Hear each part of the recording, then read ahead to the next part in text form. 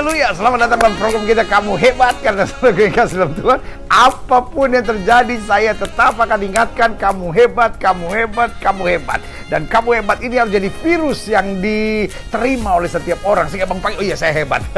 Iya kan? Karena sebagai kasih dalam Tuhan selalu kita pikir, aduh saya susah, aduh saya banyak masalah, aduh saya banyak persoalan. Tetapi hari ini saya hanya mengingatkan buat saudara, kita punya Tuhan yang hebat. Kita punya Roh Kudus yang membimbing kita. Dan kita punya pegangan firman Tuhan yang selalu mengarahkan kita pada kehidupan yang berkemenangan. Karena itu yakinkan diri saudara, bersama Yesus aku cakap menanggung segala perkara. Haleluya. Today is Monday. It's time for PHM. Hari ini adalah hari Senin. Itu berarti adalah waktu untuk Please Help Me dalam program Kamu Hebat ini. Dan saudara gue yang kasih dalam Tuhan, ini kebanggaan kami bahwa setiap Senin saudara kita bisa berinteraksi. Apapun pertanyaan saudara, apapun yang mengganggu dalam kehidupan saudara, kita dengan sukacita memberi masukan. Dan sekali lagi saya minta maaf, saya tidak memberi masukan berdasarkan ilmu teologi yang dalam, dengan ayat-ayat firman Tuhan yang lengkap, dengan penafsiran yang penuh. Saudara gue yang kasih dalam Tuhan, tapi kita lebih sebagai sahabat dari hati ke hati. Karena yang Tuhan cari bukanlah orang-orang Farisi di akhir zaman, tetapi orang-orang yang mengasihi Dia dan ingin hidup seturut dengan kehendak Tuhan. Karena Alkitab berkata, kalau kamu tidak miring ke kiri maupun miring ke kanan, kamu akan diberkati. Kamu tidak akan turun tapi naik. Kamu tidak akan menjadi ekor, kamu dipimpin menjadi kepala. Dan sekali lagi saya tekankan, program ini bernama Please Help Me. I'm here to help. I'm here not to debate. Ya kan? Saya ada di sini bukan untuk debat, saudara-saudara. Ya kan? Kalau enggak, pasti namanya PDM, please debate me.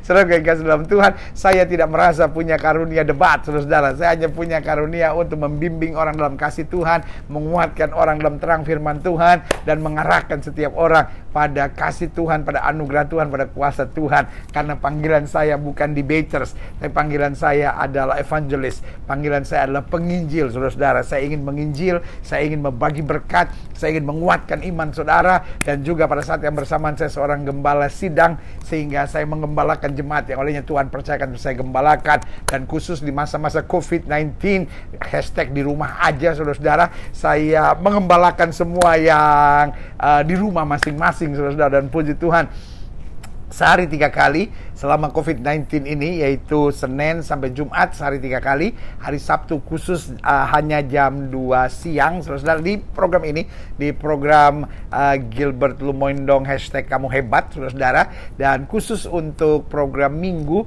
kita juga ada ibadah Minggu di GBI Glow Fellowship Center, saudara-saudara. Itu adalah channel gereja, jadi khotbah Minggu saya tayangkan melalui itu. Jadi saudaraku yang kasih dalam Tuhan, kalau saudara mau ikut ibadah Minggu, mungkin gereja sudah tidak ada ibadahnya, atau sudah ingin bersama dengan keluarga, teman, bersama menikmati firman Tuhan di masa COVID-19 ini, setiap hari Minggu jam 6 pagi, jam 8.30, jam 11, jam 1.30, jam 4 dan jam 7 malam. Jadi satu hari Minggu 6 kali ibadah. Saya akan melayani saudara dalam terang kasih anugerah dan kuasa Tuhan yang sempurna. Haleluya.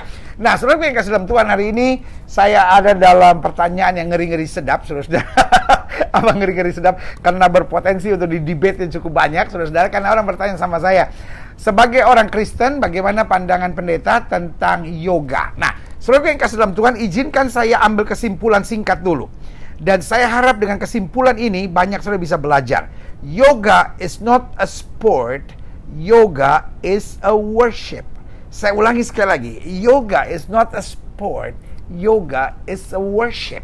Nah, saudaraku yang kasih dalam Tuhan, yoga bukan bagian dari olahraga, tapi yoga adalah bagian dari worship, dari penyembahan yang tidak ada hubungannya dengan Tuhan Yesus. Karena kalau dia olahraga, maka dia akan punya komisi olahraganya. Dia akan dipertandingkan dalam PON, mungkin dalam SEA Games, dalam Asian Games, atau juga dalam Olimpiade, saudara-saudara. Tetapi sekali lagi, dari gerakannya, ya kan, dari membayangkannya, dari mengosongkan dirinya. Nah, ada banyak inti-intinya. Betul, awalnya mulainya dari olahraga pernafasan. Ingat, iblis menyamar sebagai malaikat terang, saudara-saudara, ya kan? Jadi iblis masuknya pintar, makanya Alkitab bilang apa? Jangan beri kesempatan kepada iblis. Iya kan? Saudaraku, ketenangan kita bukan karena yoga, ketenangan kita karena Tuhan Yesus. Kalau ketenangan kita karena yoga, wah saudaraku yang kasih dalam Tuhan, berarti yoga sudah menggantikan posisi Tuhan Yesus. Mungkin saudara menatap saya dan berkata, ya tapi kan ini hanya olahraga pernafasan. Saudaraku yang kasih dalam Tuhan, awalnya iblis pandai ciptain pintu masuk yang kelihatannya aman. Tapi kemudian menjebak kita. Semua dosa juga awalnya kelihatannya indah, ya kan? Saya cuman belajar merokok, kok saya nggak bakal terikat. Saya cuman obat-obat ini untuk kesehatan aja kok, ya kan? Nggak terikat lah, ya kan? Saya nonton blue film juga ya untuk pengetahuan, untuk hubungan saya dengan suami istri supaya lebih meningkat. Saudara yang kasih dalam Tuhan, adik-adik muda lakukan hubungan seks sebelum nikah, ya karena kita memang udah saling mencintai, kita mau saling mengikat sehingga kita udah nggak bisa dipisahkan lagi. Saudara yang kasih dalam Tuhan, iblis paling ahli menciptakan pintu gerbang yang kelihatannya aman, tapi menjebak itu untuk masuk dan kemudian menghancurkan. Jadi saudaraku yang kasih dalam Tuhan, saya nggak akan uraikan banyak tentang yoga, tetapi izinkan saya mengingatkan buat saudara, yoga is not a sport. Yoga is a worship. Saudaraku yang kasih dalam Tuhan, saudara lihat guru-guru besar yoga, ujung-ujungnya bukan olahragawan, tetapi penyembah. Kita lihat aja dari situ. Contoh misalnya, pelatih-pelatih karate, olahragawan. Guru-guru besar karate, olahragawan. Guru-guru besar dari taekwondo, olahragawan. Tapi guru besar dari semua yoga is worshiper, adalah penyembah. Tapi penyembah yang bukan Tuhan Yesus. Jadi karena itu, saudara yang kasih dalam Tuhan, dari teknik awal pernafasan, dari letak posisi duduk, ya kan, dari mengosongkan diri, dan banyak hal, kita langsung bisa melihat. Saya tidak secara khusus mendalami yoga. Mungkin saudara bisa bergabung dengan hamba-hamba Tuhan yang mendalami khusus yoga dan menjelaskan. Dan yang lebih ngeri, ada hamba-hamba Tuhan yang setengah matang, saya bilang, karbitan, yang gak jelas pengetahuan teologianya, tiba-tiba bilang begini, Yesus memberi tenaga dan kuasa kepada murid-muridnya. Itu artinya Yesus adalah guru tenaga dalam pertama, berarti Yesus adalah guru yoga. Saudaraku yang kasih dalam Tuhan, itu sesat dalam nama Yesus. Yesus tidak memberi kuasa dan tenaga dalam bentuk tenaga dalam. Yesus memberi power and authority, kata Alkitab. Dia memberi kuasa dan pengaruh yang dahsyat dan luar biasa. Jadi saudara yang kasih dalam Tuhan, kalau saudara mendengar pengajaran-pengajaran bahwa Yesus adalah guru yoga pertama, dia memberi tenaga, dia memberi kuasa, berarti dia memainkan peran pernafasan. Saudara yang kasih dalam Tuhan, itu sesat. Dan itu penafsiran yang jahat, saudara. Sebagai hamba Allah, saya hanya mau ingatkan buat saudara, apakah hidup Kristen harus berkontemplasi? Yes. Tapi bukan berkontemplasi bayangkan kamu ada, jangan. Alkitab tidak sedang ajarkan kita lari dari kenyataan. Daud bilang apa? Melewati lembah kekelaman, aku tidak takut bahaya. Dia tidak bilang melewati lembah kekelaman, aku bayangkan aku ada di padang rumput yang hijau, mata air yang tenang oleh karena nama Tuhan. Saudaraku yang kasih dalam Tuhan, orang-orang seperti itu akhirnya menjadi orang-orang yang stres satu saat. Kenapa? Karena dia lagi ada masalah ini, bayangkan ini. Hidupnya dalam alam-alam bayangan, saudara. Sebagai hamba Allah, saya hanya mau ingatkan buat saudara, face the fact. Kenapa? Saudara nggak bisa tenang di tengah masalah? Saudara nggak bisa damai di tengah persoalan? Yesus bilang, mari hai kamu yang letih lesu dan berbeban berat, aku akan beri kelegaan kepadamu. Kenapa kita jadi aneh-aneh? Kuasa Tuhan kurang sampai harus ditambah oleh yoga. Kuasa Tuhan tidak sanggup untuk memberi ketentraman, padahal kita berkata dialah Raja Damai. Jadi hari ini sebagai hamba Allah, saya hanya mau ingatkan buat saudara, saudara-saudara yang belajar yoga hanya untuk mencari damai, saya beritahu dalam nama Yesus, engkau menghina Tuhan. Kalau saudara menatap saya dan berkata, kenapa saya menghina Tuhan? Tuhan bisa memberi damai lebih daripada apa yang yoga bisa berikan. Tugas kita bukan lari dari kenyataan, membayangkan tenang. Bahkan ada yang bilang, membayangkan salib. Saudara pengen kasih dalam Tuhan, salib bukan untuk dibayangkan. Salib untuk kita pegang. Salib untuk kita nikmati. Salib untuk kita pikul dengan percaya. Karena Tuhan di pihak aku. Tidak ada yang dapat melawan aku. Haleluya.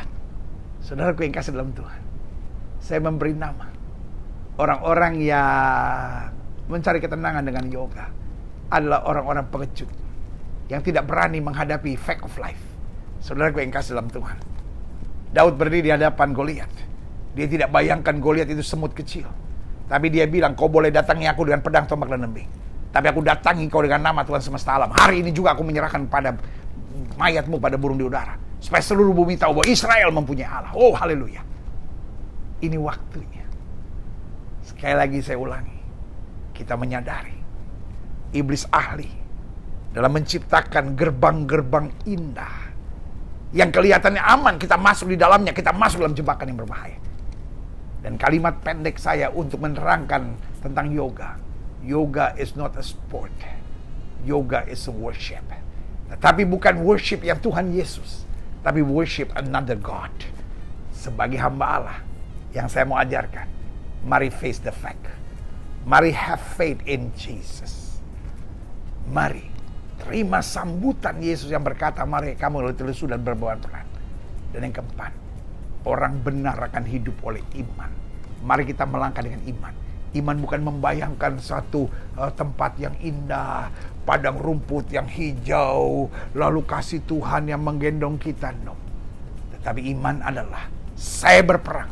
Betul saya ada tantangan. Betul saya ada masalah. Betul saya ada pergumulan. Tapi Tuhan tolong saya. Tuhan robah kutuk menjadi berkat. Tuhan merubah ratapan menjadi tarian. Tuhan merubah air mata menjadi mata air kehidupan. Saudaraku yang kasih dalam Tuhan. Saya suka cita berbagi. Sekali lagi program ini bernama Please Help Me. Artinya kalau saudara mau minta tolong, saudara bertanya, saya menjawab pertanyaan. Tapi kalau saudara mau debate, saudaraku yang kasih dalam Tuhan, silahkan jalan menurut jalan saudara sendiri. Dan saudara sendiri yang akan rugi. Saudara sendiri yang akan tertekan. Saudara sendiri akan masuk dalam jebakan iblis. Karena sorry minta maaf. Program ini bukan program cengeng murahan yang tidak mau debate. Tapi program ini program ketaatan kita untuk mengikuti kehendak Tuhan. Kita tidak mau miring ke kiri maupun miring ke kanan. Tapi kita berjalan terus. Dan orang yang mendengar firman kata Alkitab, jangan keraskan hati. Jangan cuma mau debate aja. Dengar firman, praktekkan dalam kehidupan kita.